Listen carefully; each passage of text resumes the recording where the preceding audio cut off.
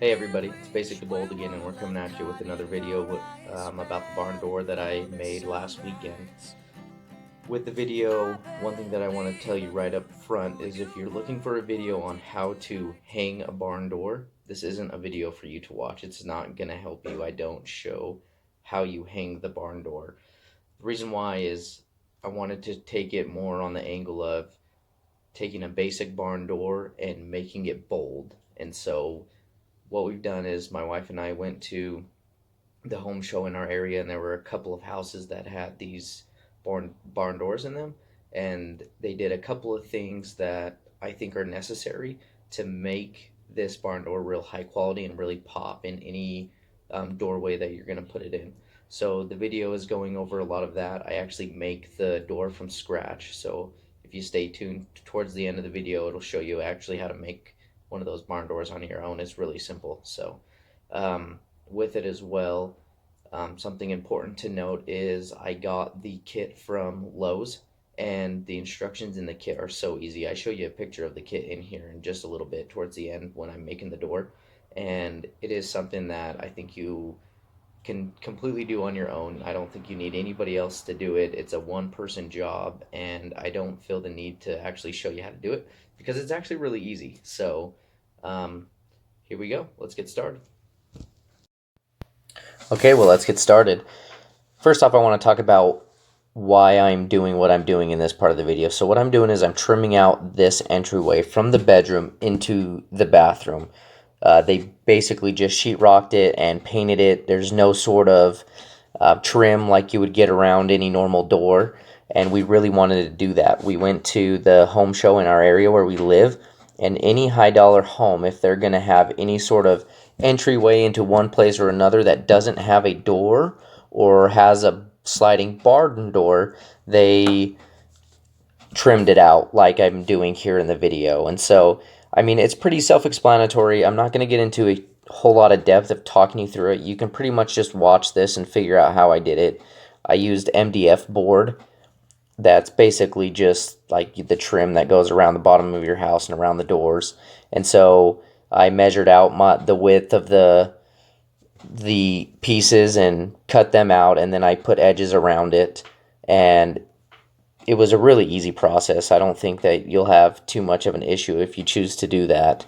And so in the video you'll see here that I used wider pieces on the inside to completely cover up that entry, so when you walk through the two sides, and then on the edges that I'm nailing up right now, I did that on each side as well. They're a little bit shorter, but they're the exact same width that was on all my other doors inside my home that just came with it when we bought it. So I matched that, so when you walk around my house, everything is uniform. So make sure you're using the same type of wood, the same thickness, and the same width, so you have a similarity there, so you don't have something completely different when you walk into a different area of the house. So you kind of want to keep it uniform, and that's going to add to the quality and look. You can tell here at the top I did use a thicker board at the top, but that's how the rest of my house is. And I wanted to match the front side that I'm doing right now, where the track to the barn door will go onto.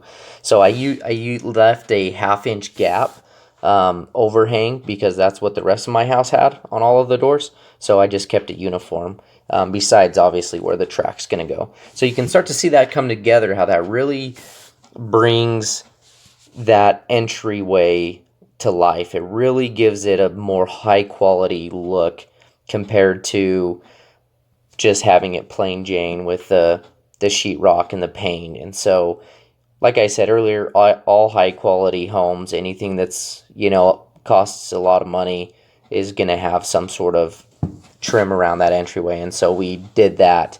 And I go through and I paint it and fill in all the nail holes, and of course. And so what you're seeing right now is I'm going through and I'm pre-drilling and I'm screwing in this long piece, because this is what the track's going to go into. And so I'm looking for the studs, and I'm pre-drilling that out, and then I'm going to screw it in with screws. They'll obviously be filled with caulk and all that stuff so you don't see them, but you want to do that because once you put that track on there, it's going to be holding a lot of weight with the door, because the door is heavy, and so you'll want to make sure that you're hitting those studs. So that's why we did that. Watch the video so you can learn how to do it.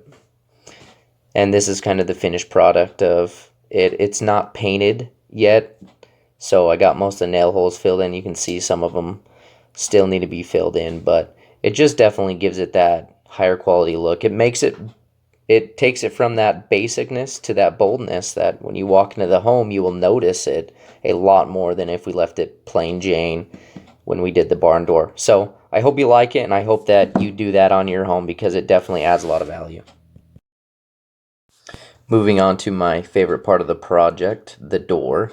I made it from scratch. I purchased a 1/2 inch piece of furniture grade plywood, and then I framed out or trimmed out the front and back of it. I used MDF board. They're 5 inches in width, and they're about 1/4 inch to 1/2 inch thick.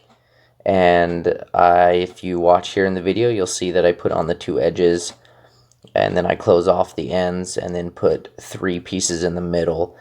Super simple to do, just nailing it down, and then I fill in all the nail holes and paint it.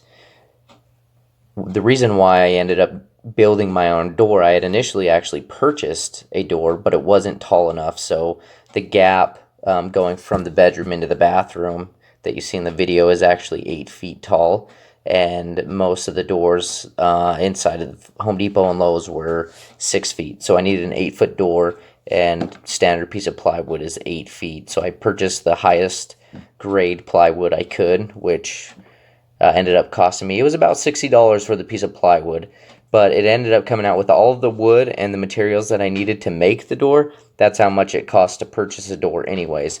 So it really ended up coming out to the same. Yeah, it took a little bit more work, but I actually really like it because we were able to customize the front of it exactly how we wanted to when it comes to putting in the middle accent pieces that you're going to see coming up here in just a second.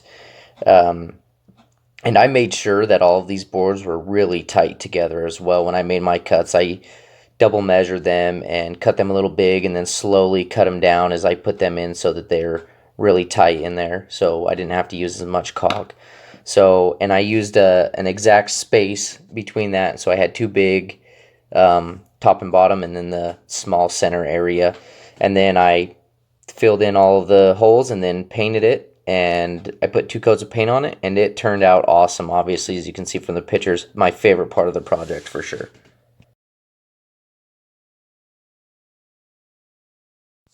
This is the barn door kit that I purchased from Lowe's. I just wanted to make sure I got a picture in there for you guys so you could see it if you wanted to go and get it yourself, so you can do one of these barn doors on your own.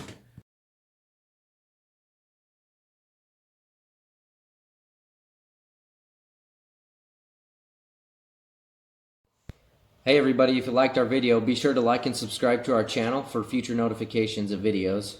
Also, go check us out on social media. We post helpful tips, tricks, and photos of projects we've done. You can DM us there if you have any questions or video requests.